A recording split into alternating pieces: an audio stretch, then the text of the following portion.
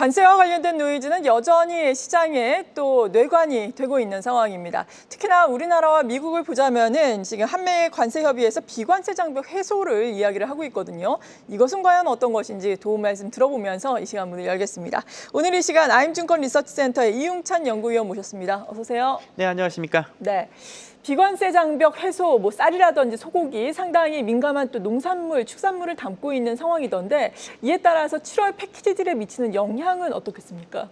예, 일단 지금 EU에다가 미국이 또 관세를 이렇게 놨다가 또 이제 또 연기한다 이러잖아요. 그러니까요. 사실 쉽지는 않을 것 같아요. 그래가지고 패키지들이 이렇게 얘기를 하는데 사실 빨리 협상을 이제 뭔가 진행시키고 싶은 건 미국입니다. 그래서 미국이 지금 전 세계 많은 나라들과 지금 협상을 하고 있기 때문에 빨리빨리 진행을 시키고 싶은 것 같은데 사실 일본도 그렇고 유럽은 거의 시작도 안 한 것 같고요. 예, 그래가지고 여러 가지 미국이야말로 사실 조금 협상이 지연되면 지연될수록 어려워질 것 같아요. 그리고 우리도 지금 사실 이제 국가의 지금 수장이 약간 이제 안 계시는 상황이기 때문에 우리도 대선을 지나야 되거든요. 그렇게 생각하면 패키지 딜을 미국이 사실 상호 관세를 통해서 원하는 것들이 많이 있을 텐데 그걸 그렇게 물러주지도 않으면은 우리가 패키지 딜을 그렇게 서두를 필요도 없고 아마 그러지도 않을 거라고 생각이 돼요. 그래서 연기되는 게 그렇게 이상하지는 않을 상황이 될 것 같다라고 생각이 되네요. 네, 우리로서는 여유가 있다라는 말씀이시네요.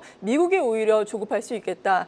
유럽에 대한 지금 방금 말씀하신 EU에 대한 50% 관세만 하더라도 이 부분으로 인해서 또 금요일장 하락했는데 지금은 또 미국 나스닥 선물 많이 오르고 있잖아요. 또 유예를 시킨다 이렇게 이야기가 나오고 있는데 여전히 아무튼 관세 노이즈는 우리가 염두를 해둬야 한다라고 해석을 해볼 수 있겠죠. 예, 그렇습니다. 관세에 대해서 지금 좋은 뉴스도 있고 안 좋은 뉴스도 있습니다만, 좋은 뉴스는 저번에 이제 중국과의 협상에 이제 타결을 통해서 나온 것들은 사실 미중이 합의했다는 것보다 더 좋은 뉴스가 있기는 사실 어렵거든요. 그래서 그때가 이제 좋은 뉴스의 피크였다라고 생각을 하는 게 맞을 것 같고요. 지금 뭔가 협상이 잘 되는 나라도 있고 잘 안 되는 나라도 있습니다. 잘 되는 나라, 영국이라든지 인도도 좋은 얘기들 나오고 있다고 하는데 영국이야말로 미국이 사실 무역 적자를 만들어내는 국가가 아니기 때문에 당연히 협상이 이렇게 어렵지 않은 것 같고요. 대신에 일본은 사실 좀 잘 될 줄 알았는데 일본하고도 되게 강경해요. 그리고 유럽은 아까 말씀드린 대로 시작도 안 하고 있는 것 같으니까 관세를 이렇게 높여놨고 이런 것들을 생각을 해보면은 관세는 이제 여러 가지 노이즈들이 있고 생각보다는 조금 더 이제 좀 지지부진할 가능성들이 있다라고 보고 있습니다. 그렇습니다만은 이제 관세 정책이라는 것 자체가 크게 변화한다 이렇게 생각되지는 않고요. 보편 관세 10%였다 그 외에 품목별 관세 여러 가지 반도체라든지 의약품 25% 관세 이런 거 있지 않습니까? 철강은 지금 나가고 있고요. 이런 것들 생각해 보면 관세율 자체가 10% 초중반에서 그냥 거의 결정이 될 것 같고 그 외에 이제 여러 가지 노이즈가 있을 것 같거든요.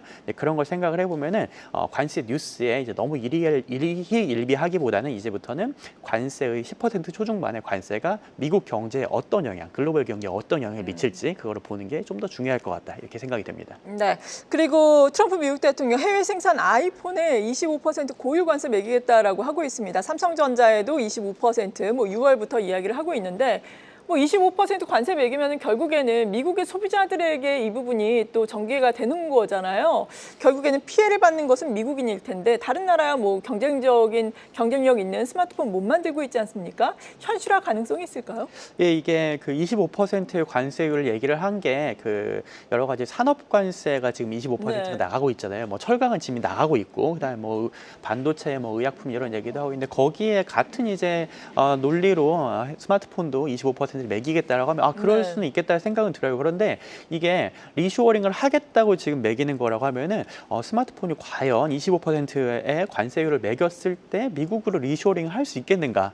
그러면은 사실 대단히 어렵고 기업 입장에서 봐도 미국 내에서 스마트폰은 밸류체인의 일부라도 생산하는 국가가 있느냐면 거의 대부분이 중국 아니면 베트남 이런 인도 이런 데서 생산을 하고 있잖아요. 그래서 모든 제조업 업체들이 25% 관세를 물고 미국 외에서 생산을 하는 게 더 쌉니다. 그렇게 생각해 보면 25%로는 리쇼어링을 이제 의도한 대로 유도하기 상당히 어려울 거라고 보고요. 그렇다고 여기에서 더 높은 관세율을 매기기도 좀 어려울 것 같습니다. 저번에 이제 애플에 대한 이 관세가 대중 관세가 145% 갔다가 이제 그건 문제가 된 거는 이제 애플만 중국에서 생산하는 거에 대해서 관세를 많이 매겨서 문제가 됐었는데요.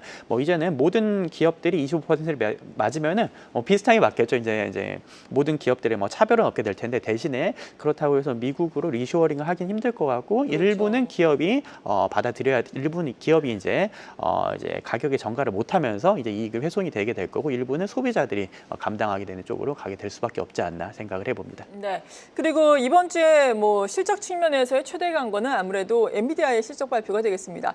과연 기대감을 어느 정도나 가져야 할지, 중국의 영향은 우리가 어느 정도로 해석을 해야 할지 궁금한데 어떤 기대 가지고 계세요? 네, 일단 반도체가 오늘도 보시면 반도체가 별로 안 좋아요, 네, 사실. 맞아요. 예. 이게 반도체에서는 이제 정책주로 사실 많이 시장에 관심이 넘어간 것 같고 미국도 미국 증시도 마찬가지인 것 같습니다.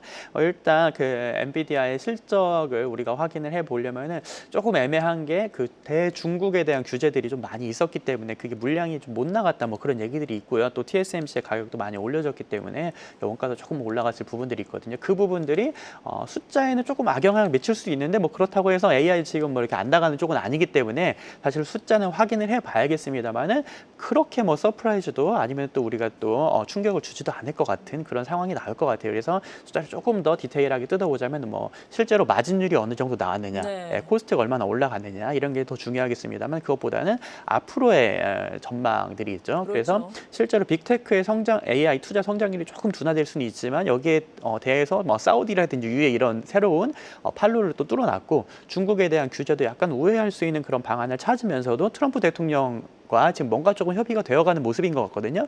이제 그런 쪽에서 어떤 비전을 보여주는지 그런 것들이 좀 더 중요하지 않을까 이렇게 생각이 좀 됩니다. 네, 컨퍼런스 콜이 무엇보다도 중요한 실적 발표겠다라고 엔비디아의 실적과 관련해서는 도움 말씀 주셨습니다. 그리고 대내적으로는 한국은행의 금리 결정이 있습니다. 금리 인하에 대한 전망이 지금 상당히 우세한데 경제 성장률 전망에서는 한 0%대로 낮출 것이다. 이런 의견들 나오고 있잖아요. 이에 따라서 금리 인하 추가적으로 또 많이 할 것이다라는 의견인데 일단 어떻게 전망하고 계신가요? 네, 일단 뭐 이번에는 하겠죠. 이번 안 하면 뭐 이번에 열어두고 뭐 다음번에 할 건데 네. 그 뭐 이번에 하든 말든 그 OX 여부는 그렇게 중요하진 않을 것 같고요. 어차피 조만간에 하게 될 것 같으니까요. 근데 그것보다는 올해 금리 인하를 어느 정도까지 몇 번이나 더 할까 이제 인하의 폭이 중요할 것 같아요. 근데 일단은 인하를 시작을 하는데 뭐 이제 2% 인하를 하면 이제 2.5 점점 2% 초반으로 내려가는 거 아니겠습니까? 그러면은 우리가 이제 물가 부담이라든지 뭐 여러 가지 이제 부동산 가격 상승 이런 부담들도 있고요. 그 다음에 이제 우리가 대선을 치르고 나게 되면 재정 정책을 되게 강력하게 쓸 것 같아요. 어떤 정부가 들어오든 간에. 네. 그러면 그게 또 경기에 부양 효과가 있을 수 있고 대신에 하반기에 가면은 확실히 지금 1분기 만 해도 지금 수출이 많이 이제 땡겨 갔었는데 하반기에도 분명히 수출에 공백이 있을 것 같거든요. 그러겠죠. 예, 두 가지가 이제 상충이 될 것 같아요. 이제 그런 것들을 좀 확인을 해가면서 아무래도 재정 정책을 강력하게 쓰는 만큼 이제 통화 정책은 조금 이제 낮춰지지 않겠니? 그래서 저희는 그렇게까지 많은 인하를 생각하지는 않고 한 몇 차례요? 올해 2번 정도 뭐 그 정도 예. 생각을 하고 있어요. 예, 그 네, 정도로. 올해 2차례 정도 인하할 것이다. 그 정도로 생각을 하고 이제는 통화 정책의 시간보다는 조금 더 재정 정책의 시간이 되어가지 않겠는가 다음 정권부터는 그렇게 생각을 하고 있습니다. 네, 재정 정책으로서 또 경기가 부양되기를 통화 정책과 더불어서 바라보겠습니다. 자, 그리고 트럼프 대통령 예고했던 것처럼 원전에 대해서 행정명령 여러 가지 내렸습니다. 규제 완화와 관련된 행정명령 4건에 서명을 하면서 미국에서도 원전주가 좋았고 오늘도 우리나라 원전주 좋은데 사실 오늘은 시초가가 상당히 좋았거든요. 앞서서 신규 매수 관점에서는 좀 부담이다. 조정시 매수 관점으로 접근을 하자라는 투자 의견 들어봤는데 동의를 하십니까? 일단 부담이죠. 예, 차트 보면 그렇죠. 이게 예. 이게 쉽지 않은데 근데 상황은 참 좋은 것 같아요. 뭐 밸류에이션도 뭐 비싸고 다 마찬가지인데 이게 미국에서 이제 감세안이 이제 통과가 될 것 같죠. 일단 하원은 통과가 될 거 뭐 좀 더 지켜봐야겠습니다만은 결국에는 이제 신재생 에너지에 대한 보조금을 뭐 여러 가지 뭐 메디케이드도 깎고 뭐 이건저건 깎으면서 신재생도 깎게 되거든요.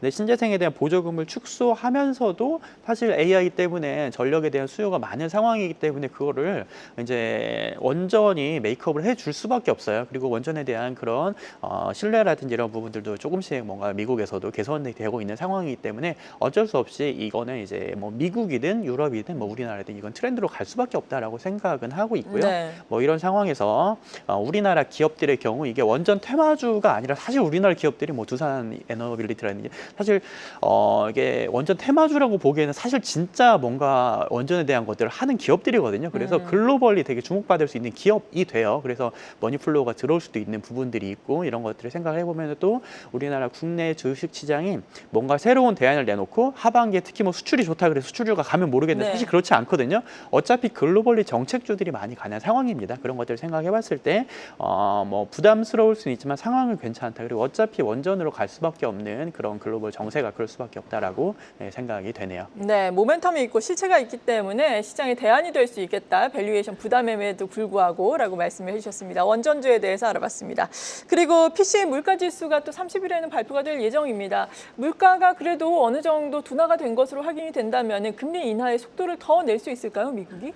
근데 미국이 사실 이제 금리 인하를 하려면 물가도 안정이 되어야 되겠습니다만 뭐 여러 가지 지금 고용이 망가진다든지 네. 경기가 뭐 리세션의 기미가 보여야 된다든지 그럴 것 같은데 그러기는 아직 쉽지 않은 것 같고 물가도 일단 내려와 있고 저희는 사실 물가가 그렇게 많이 올라갈 것 같지는 않게 봐요. 뭐 CPI도 그렇고 그렇습니다만은 뭐 여러 가지 연준 위원들 말씀하시는 게 정책의 불확실성이 있다. 관세가 아직 반영이 안 된 것 같다. 그런 얘기들을 하고 있고 파월 의장의 경우도 연준의 의사결정 프레임워크를 좀 바꿔야 된다. 뭐 그런 말씀을 하고 계시거든요. 네. 그래서 이게 우리가 디플레이션 시대에는 고용이 조금만 망가지면은 물가가 괜찮으면 금리를 쭉쭉 인하하고 그런 쪽으로 정책을 해왔는데 앞으로는 이제 인플레이션 시대가 아무래도 이제 돌아온 상황이기 때문에 웬만해서는 금리 인하를 빠르게 진행을 하지 않으려고 하는 것 같아요. 그래서 저희는 빠르면 9월 이나 그리고 어쩌면 뭐 12월까지도 좀 열어둬야 되지 않을까. 사실 좀 더 미국의 금리 인하는 좀 지연되는 걸로 보는 게 맞겠다라고 생각을 합니다. 네, 지난주 국내 증시 소폭 조정 이후에 오늘 같은 경우에는 상당히 힘을 내고 있습니다. 코스닥은 1% 상승률 유지를 하고 있는 상황인데 이번 주 또 대선을 앞두고 있는 한 주가 되잖아요. 어떤 전반적인 전략이 필요하겠습니까? 예, 저희가 올해 크게 전망을 말씀드린 게 올해 국내 시장이 국장이 예상보다 좀 나을 것이다라고 네, 맞아요. 그렇게 말씀을 해드렸고 그래도 국장이 뭐 계속 오르기보다는 박스권에 유지할 수밖에 없을 거다라고 생각을 하는데 사실 박스권 상단에 좀 근접한 상황인 것 같아요. 이런 상황에서 하반기를 보면은 수출이 둔화되는 건 좀 피할 수는 없을 것 같거든요. 그런 대신에 우리 이제 정책이 이렇게 대선도 있고 하면서 정책에 관련된 쪽으로 많이 포커스를 맞추는 게 필요한 상황이 될 것 같고요. 특히 네. 수출주가 못 가게 되니까 그만큼 정책주가 이제 부각을 받게 되는 것 같은데 대통령이 바뀌고 나면서 어떤 대통령이 당선될지는 모르겠습니다만은 뭐 조금 이제 뭐 지지율이 지금 우리가 확인을 할 수 있다 하더라도 어떤 대통령이 당선되든 간에 다음 대통령이 재정을 되게 많이 쓸 거예요. 어차피 경제가 네. 상당히 어려운 상황이고 그렇죠. 관세 때문에 수출이 많이 둔화되고 내수도 상당히 부진하기 때문에 이제 이제 한국의 성장률을 제고할 수 있는 방향으로 산업 정책을 되게 많이 쓸 거고 그 다음에 내수 부양을 위한 정책을 많이 할 것 같은데 또 원화가 또 이번에 강세가 가고 달러가 약세로 그러니까요. 가면서 그리고 이런 부분들도 충분히 작용을 할 것 같아요. 그래서 우리가 정책주에 충분히 관심을 가져보고요. 정책주는 산업 정책, AI든 뭐든 한국의 산업을 이제 역량을 제고할 수 있는 그런 쪽 그리고 내수 관련 쪽 이런 쪽으로 좀 더 정책주에 초점을 맞춰보시는 게 맞겠다라고 생각을 합니다. 네, 잘 알겠습니다. 아임증권 리서치센터의 이웅찬 연구위원과 함께 시장의 큰 그림 그려보면서 투자 전략 세워봤습니다. 감사합니다. 네, 감사합니다. 계속해서 다양한 경제 이슈를 알고 싶다면 구독과 좋아요, 알림 설정 부탁드립니다. AI 캐스터 권미정이었습니다.